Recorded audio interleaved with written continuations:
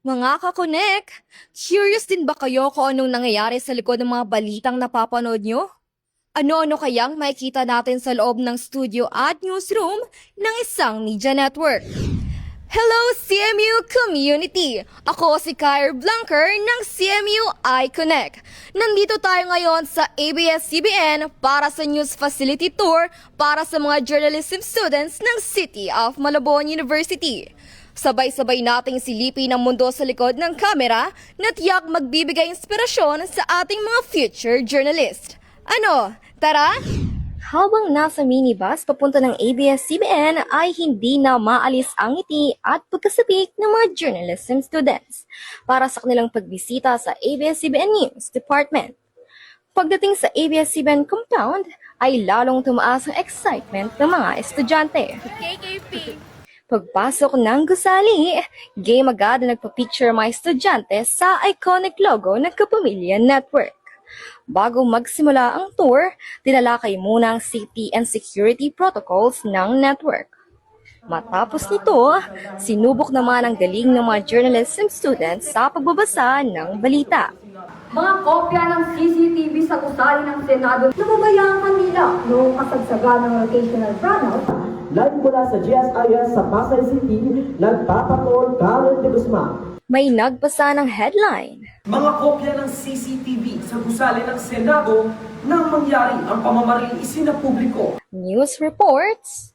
Bilang bagong kalihim ng Department of Budget and Management. May nag-live report. Bro, kumusta naging tour niyo? Salamat, Alberno. Ngayon nga, mga estudyante, bumalik na sila sa kanilang station kanina. Gusto namin ma-witness kung paano nga ba sila nag-ooperate before, during, and after ng taping. At ayan lamang ang mga kaganapan dito, Karen. Divina Flores, Patrol ng Pilipino.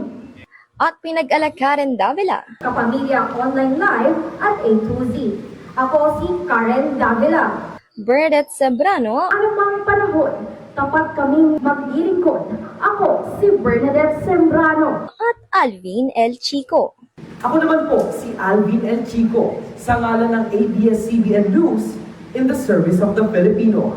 Sa panguna ng ABS-CBN segment producer na si Elmer Chavez, binigyan ng tips sa mga journalism students sa mga dapat nilang i-improve at tandaan sa pagbo-broadcast ng balita.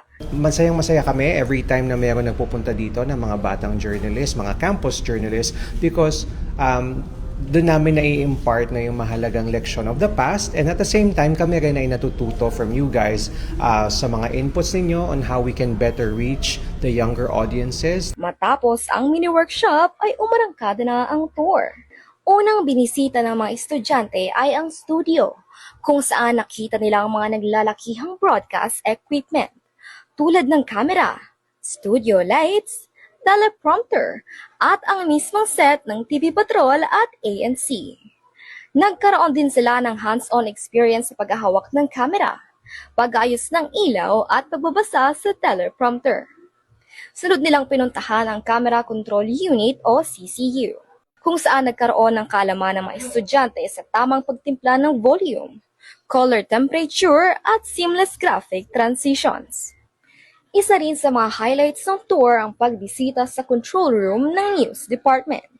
Ito ang nagsisilbing command center ng production team kung saan sinisiguradong dekalidad, walang mali at coordinated lahat ng video, audio, graphics at ibang communication system na ginagamit sa pagbo-broadcast.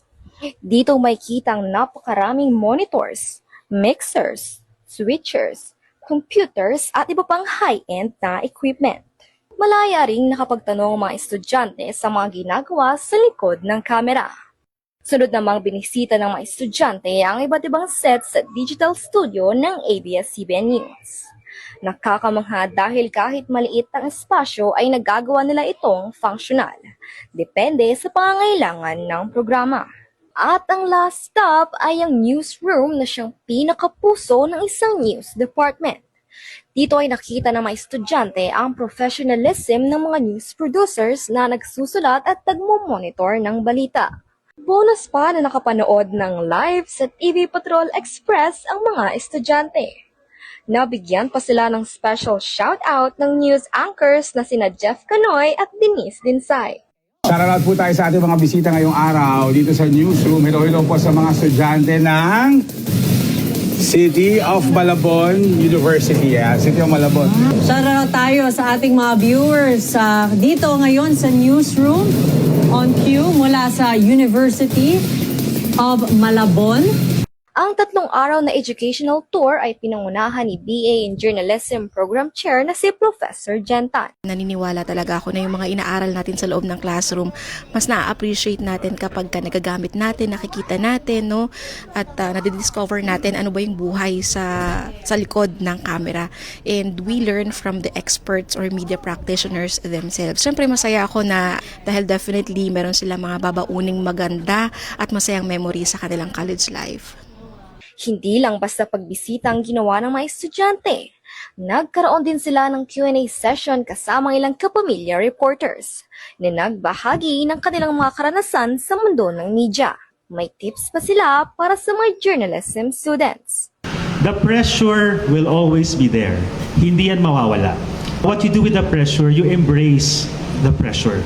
Hindi ka pwedeng super kampante eh. Hindi po madaling trabaho ang pagiging mamamahayag, pero dapat talagang very passionate ka about this profession. Talagang yung passion na yun, yung mag-fuel sa'yo para kayanin lahat ng pagsubok sa mundo ng journalism. Ask yourselves, do I really want to become one? What is my purpose if I become a journalist? Because at the end of the day, that will guide you, that will serve as your moral compass, no, on how you navigate this world. I'll just say yes to every opportunity. Ako talagang tinanggap ko to and talagang minake sure ko na I'll get something from it, like really learn a lot.